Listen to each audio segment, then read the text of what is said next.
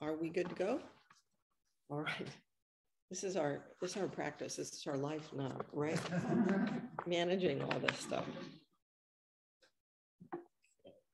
Managing something else. Here we go.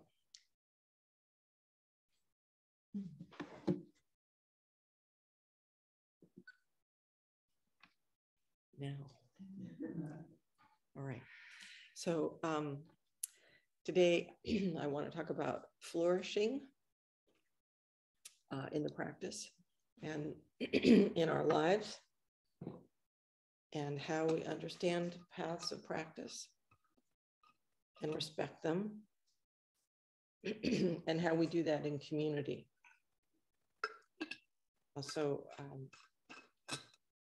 after this morning's Dharma talk, we're going to have, and before what we do the full moon ceremony, which you're all welcome to stay for.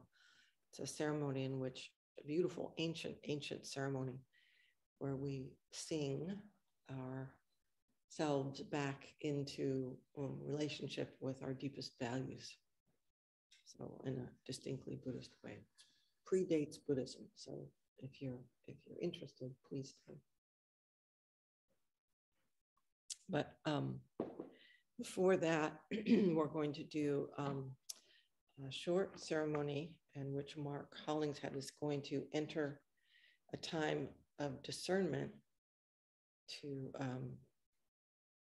clarify if training and ordination as a Soto Zen priest is the path for him. So it's a very simple ceremony. It's a way to mark this step. Mark this step. And it makes clear that we take such steps in the presence of others. That as a community, our paths intersect and intermingle. So I want to talk about discernment and how we understand the path of practice in each of our lives, and how we recognize and celebrate and support one another. Basically, discernment is the ability to see clearly, especially to see subtleties and make distinctions. In terms of our lives of practice, it means to clarify and find our way. This is not, as in theistic traditions, discovering what God wants you to do, or what you are meant to do in some prescribed way. Oh, now they're going to come and do the garbage or something. It's simply coming to see clearly, or as clearly as you can, and know what makes sense for you, what inspires you, what is life-giving to you, and how you can give that to yourselves and others in a way that sustains you. How you can flourish in your practice for yourself and others. So this process requires honesty, self-reflection, and experimentation. It also requires that we not get caught in what we think is required for a life of deep practice and realization. This is crucial. There is no ranking in terms of what we do. If we express our practice as a parent, as an artist, a social worker, a good neighbor, or as an ordained person, there is no ranking. There's no path that is more serious or devoted or better than another. It's only what you make of it. I saw a short segment on a man on television. It's a man who was grieving, and he went and sat on a bench next to a path by the ocean where people walked and ran. And he said hello to people as they went by.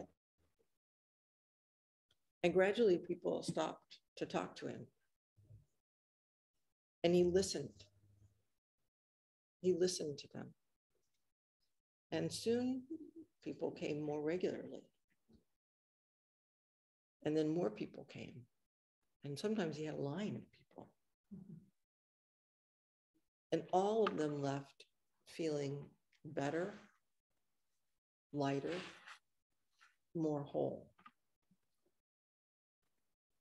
He was not a high status guy. He was a man sitting on a bench. But he was more than that. He brought depth and understanding and simple humanity and respect and care to each person that came to him. This is the path of the Bodhisattva, the path of awakening. He showed up, and in his humanity, his generosity, he transformed the world. Nothing big or famous, just simple and very, very powerful. So we aim to live like this, don't we? In our day-to-day lives. And, you know, you have to know that that's enough. That's more than enough. If we can do this in our lives, we find the peace of the Bodhisattva way. And we bring that peace into the world. Just a smile can do that. A glance, a word. Not fixing, not aiming for anything, just being. This is realizing the Buddha way. And then sometimes we are the one running down the path with struggles and heartache. And we say hello to the man we see every week or every day. And over time, we find the courage to stop and talk a bit.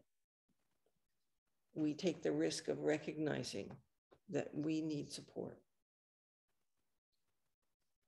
And we speak. And hopefully, we are heard. That too is a powerful part of the path that brings wholeness to the world. Simply human to human. Or maybe we're one of the people running by, having a morning run or walk, and we simply note and recognize that something is happening over there. There's this man that sits on the bench. People go and talk to him. And maybe it's something we're happy for. Maybe it's an example that we aim for, that we carry with us throughout our day. This aspect of the path is a moment by moment event. It's an orientation towards our lives that happens without role or position. It is the basis of everything else. And we ask day by day, situation after situation, what path supports me to do that? How do I clarify, enact how I want to live? We say Dharma gates are boundless. I vow to enter them. We simply show up for what is happening in our lives with presence and curiosity, awareness, generosity, and see what we can bring here to this situation. This is the Soto Zen way. Pretty darn ordinary. We say, Soto Zen is farmer Zen, he said. You know, you show up, you go to work, you till the fields, you show up, you care, you presence yourself. So there is also this aspect of discernment where a particular path presents itself. And we must clarify what we will do, how we will spend our days. We all enter such gates of discernment in our lives. often many times. They present themselves to us when we enter a new phase of life, or something occurs that shakes us up or inspires us. And we stop and we reflect and we ask important questions, sometimes ones that are not easily answered. I actually think COVID has done this for many of us. We stop and we say, what now? There's a mystery to this. Why are some people drawn to be a parent and others not? Some to paint or draw and others not. Some love to cook, some to sing or write or care for books or build businesses, do people's taxes, take care of others in physical pain, emotional pain. For many, what draws them is simply a life of friendship and care in the world. No special job or position. Any job or position is secondary to this main aim. Causes and conditions in your inner world and in your outer world shape what the path is for you. The key is to listen deeply and respect whatever appears. When we enter one of these times, willingly, sometimes unwillingly, we can ask several questions. First, is this path wholesome? We say kusala. Kusala means wholesome. Is it neutral or is it unwholesome? Akusala. If it causes harm to self and others, it is clear, don't go. If it is complex, we may need more time to see our way, or we may make a choice and then keep alert to positive, negative consequences, what's actually happening. The next question we can ask is, do I want to do this? This matters.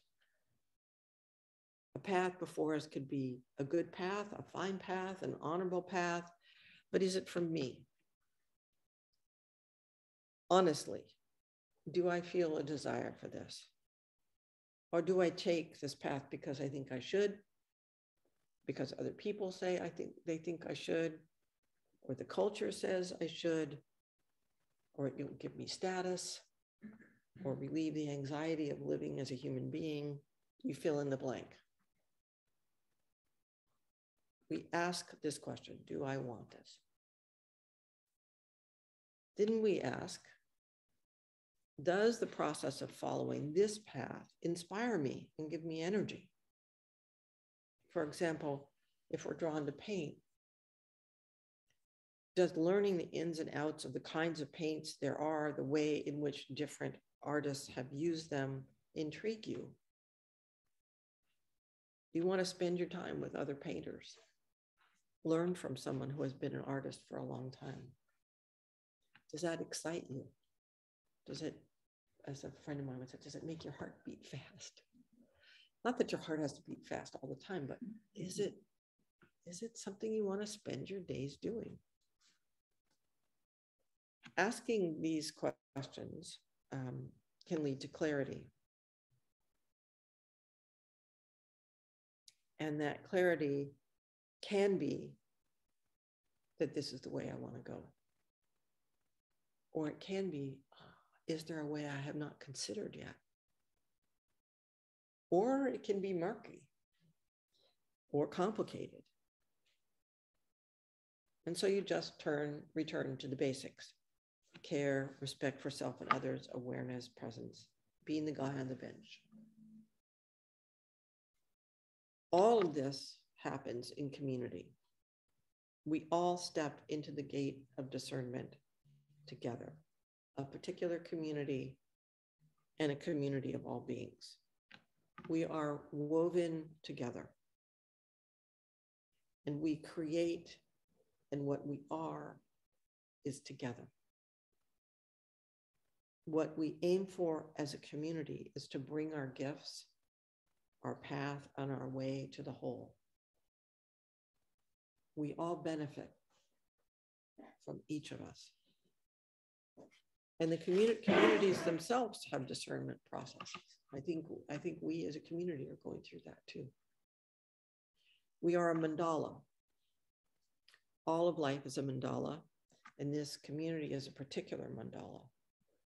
There is no place in the mandala that is separate from any other place. And the pattern as the whole cannot be what it is without every part. Again, I'll say this again and again, there is no ranking, no path that is better than another.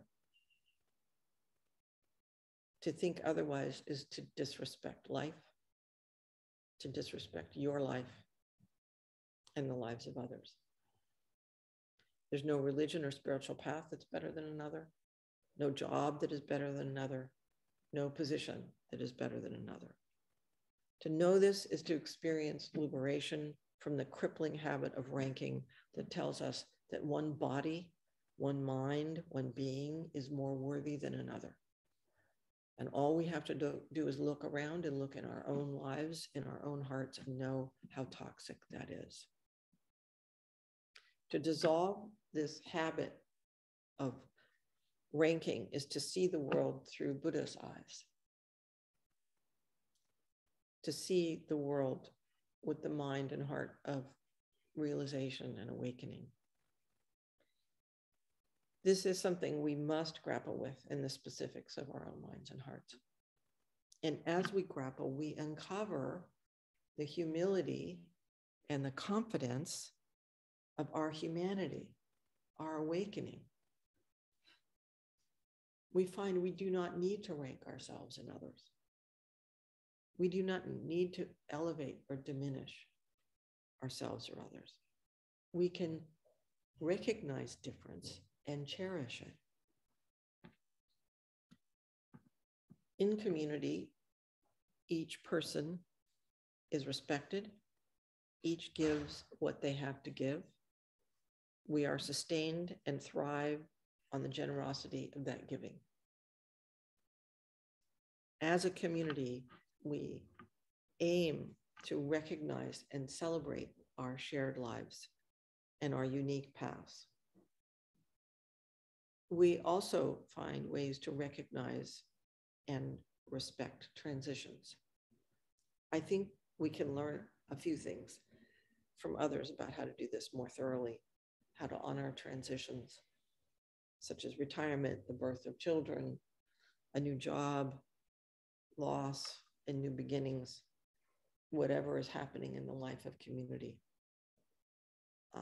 Pretty much every year, I give a talk at the UU Church in Aptos, if you're familiar with that. And there's a lovely ritual they do there every week. They have a large chalice, like bowl with sand in it. I believe it's sand. And any person who wants to steps forward and lights a small candle and says a few words and places the candle in the basin. And they might ask for prayers for an ill friend, speak of the birth of a grandchild, death in a family, a new job, an anniversary of sobriety. Then they take their seat. That's it. It's simple and profound. And human lives are woven together in that way. If we find ways to mark such times together, we recognize and affirm the integrity and the sacredness of each and every one of us. And we also dissolve the basis of ranking. This does not eliminate the fact that some people have more experience in some things than others, and it does not eliminate hierarchy. Healthy, provisional, fluid hierarchy that recognizes the horizontal and the vertical. We are humans. In our case, in Soto Zen, we are all doing the same practice. We are all in this world together. That is the fundamental horizontal dimension. And there is the vertical. In a given circumstance, a person may take leadership role, know more, have a specific expertise, and we follow their lead and learn from them. There are many examples of this, but one occurred to me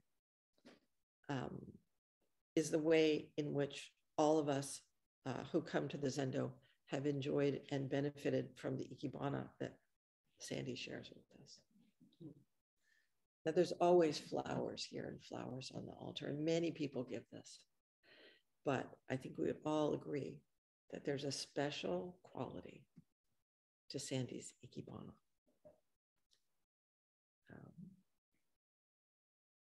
We walk into the Zendo, and there's beauty, a gift, pure and simple, born from her love and practice of Ikebana. All the years she has engaged in the practice and learned from her teachers, and all of the years they studied and learned from their teachers, and her desire to share it with us. The moment we see those flowers, we receive the gift of all of that. If I wanted to study Ikebana from Sandy, I would be her student at that time and that place. She would be my teacher. She would guide me in the practice of listening to flowers, as she's told us before, and expressing what I heard from them in my own way. I would study beauty with her. If I wanted to devote my life to the way of flowers, I would take every opportunity to study with her, follow her, learn how she listens to flowers. So you see, in that way, there's a hierarchy there. It's not about some person being more worthy than another.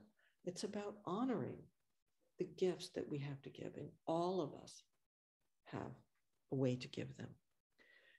Dogen Zenji was very clear. Our practice is the practice of all beings expressed in our unique particularity.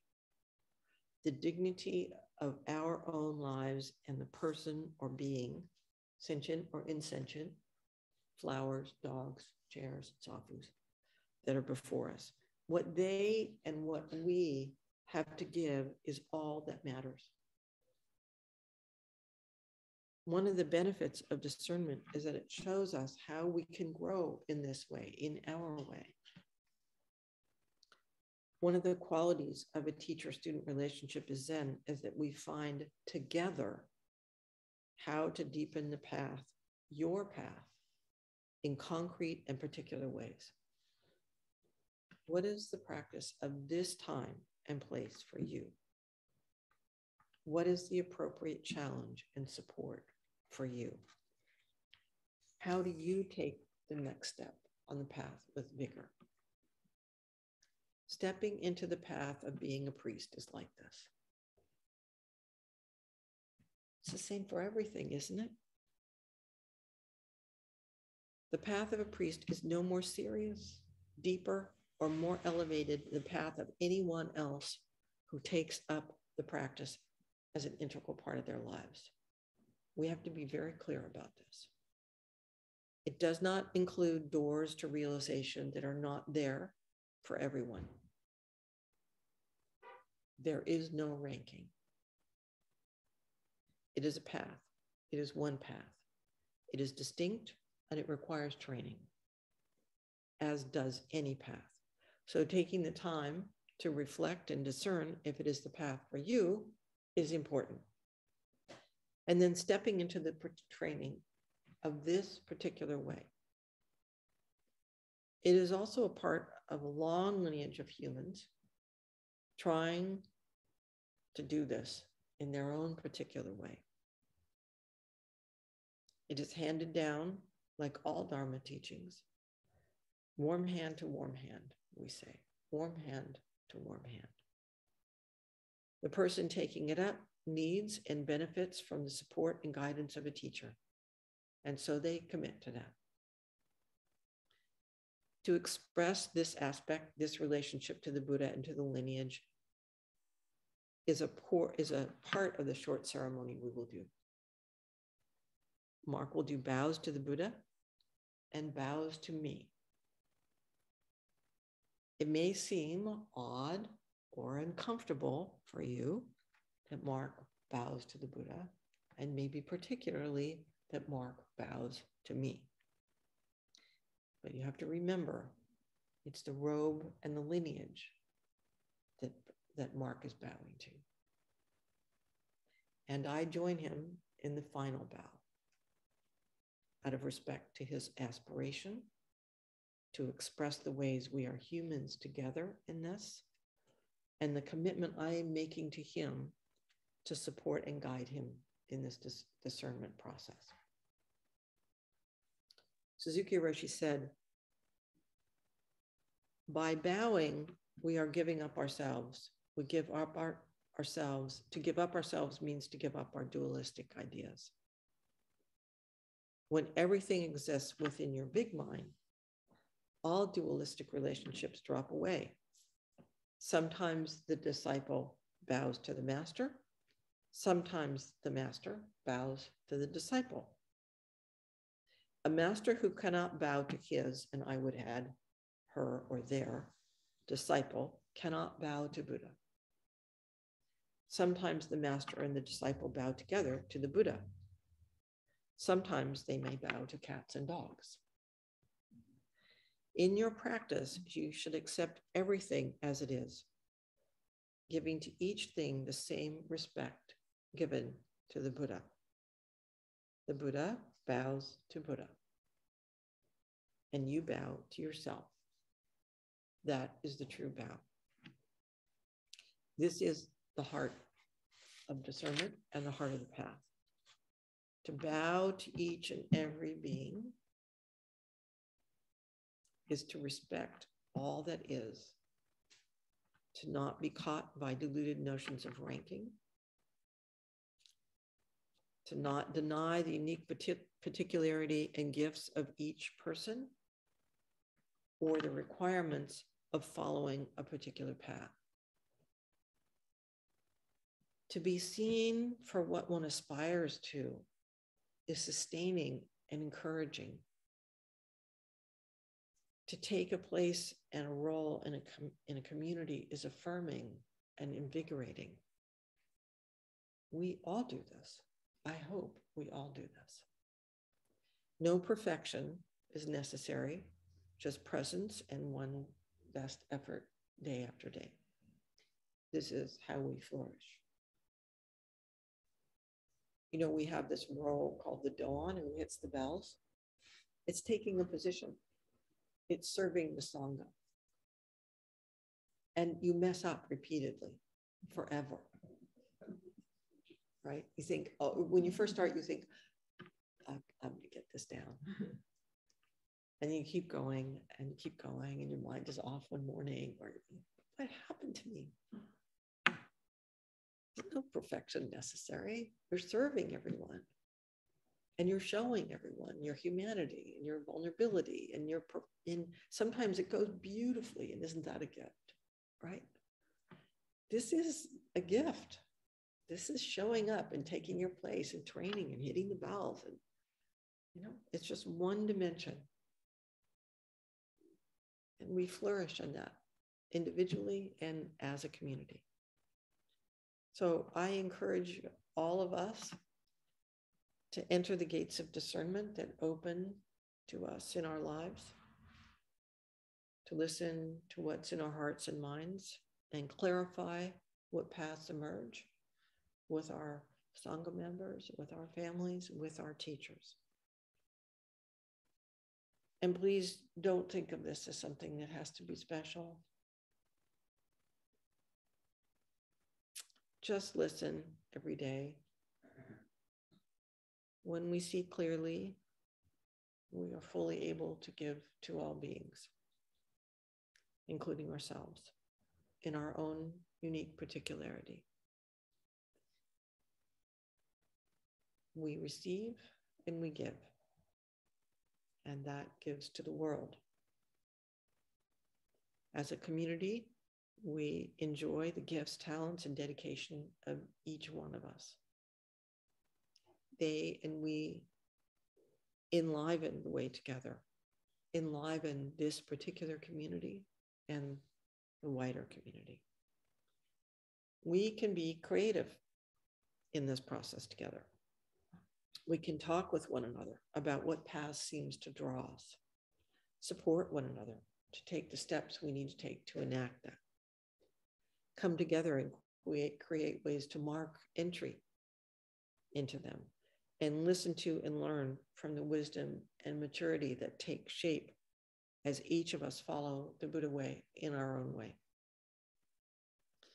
This is part of our support and affirmation for each one of us as practitioners. And it is a way to honor all of the ways we grow in the Dharma. And that way, each of us and the Sangha jewel shines. And each of us in our community and Ocean Gate and in the wider world flourishes